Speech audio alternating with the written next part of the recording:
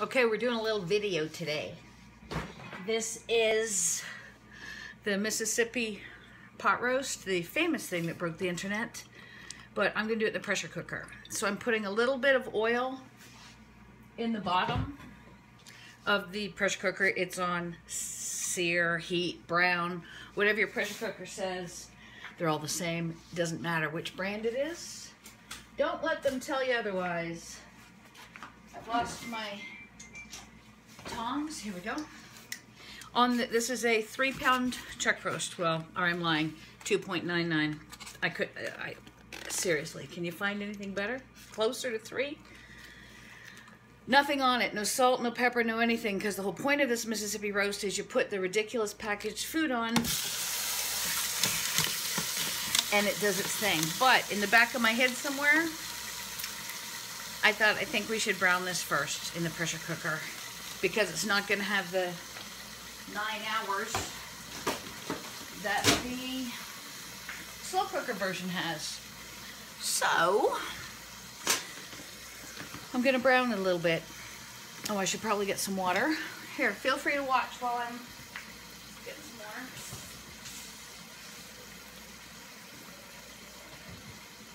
My plan is to brown this a little bit, not crazy. And then what we do is we shake on a packet of ranch dressing, dry mix. I didn't even know they made this the first time I saw this recipe online. Yeah, same thing with this. I didn't know they made gravy in a bag. I got the less sodium version. I'd love to tell you it was for some really moral reason, but I just grabbed it by mistake. But I think this will be a good idea because the ranch dressing is pretty salty. This is generally a pretty salty dish. And then I do not have pepperoncini. I'm using the pepper rings. These are medium. I'm just going to throw those on. Basically, it's not the heat that this recipe wants, it's the acidity from the peppers. My favorite way to eat this is not on the first day with, I'll probably do mashed potatoes and carrots because that's what everybody's doing. I like to, tomorrow I'm going to make some rolls, and I like to have crusty rolls, pull some of this meat, some of the crazy thick, delicious broth, tons of hot peppers all over it, and eat it like an Italian sandwich. A friend of mine's dad is here from New York right now, so I might actually take him some of this in a sandwich and see how close I am to a good old Italian sandwich. Now, if I could look, I can't get this thing in there. Burning my hands, burning my hands, burning my hands. Okay, see, that's all I want to do is just give it a little tiny bit of color on one side. So then, the other thing too of heating this up or browning this a little bit is it heats up the pressure cooker. It'll come up to pressure quicker. See how I did that there? I don't know if there's a method for this, an order. I don't really think so. So it's still on brown. Shake on the brown gravy mix. Ugh. Can't believe I make this. Shake it. Oh, smell. You know what it smells like? It smells like the cafeteria when I was in school. Like that, that fake, slightly chemically, but you probably like it anyway. There was a restaurant across the street when I was in high school that we used to skip class all the time and go over to eat French fries and gravy. Hope my mom's not watching.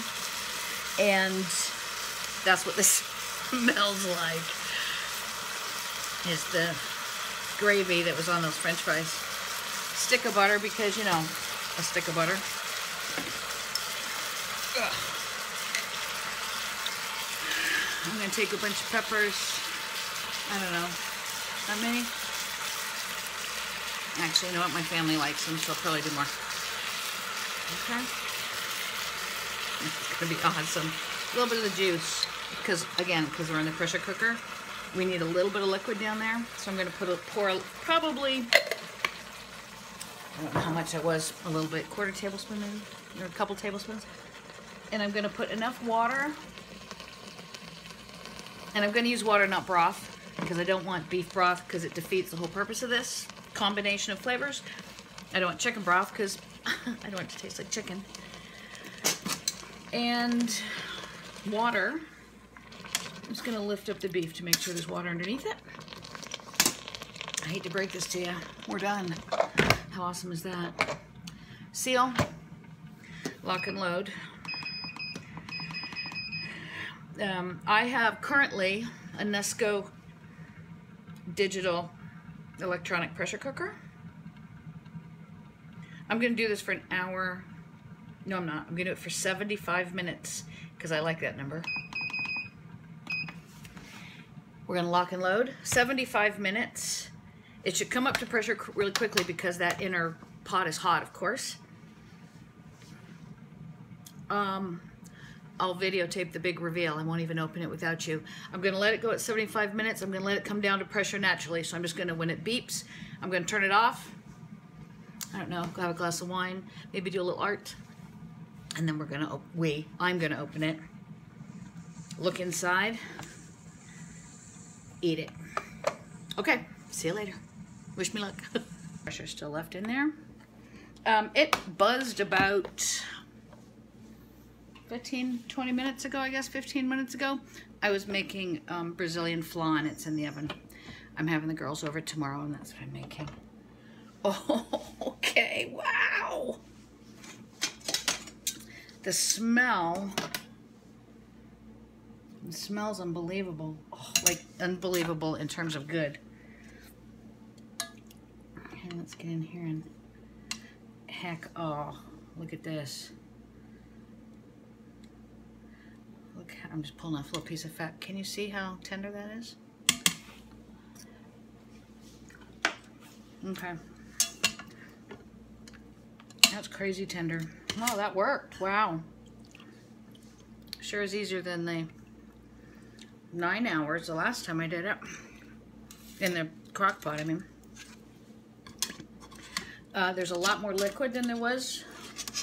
Whoops, it's falling apart. Oh darn, it's way too tender. Oh, me oh my. Yeah, a lot more liquid, but what I'm going to do, I'm calling this a complete and total success, actually, in case anybody was curious. Complete and total success.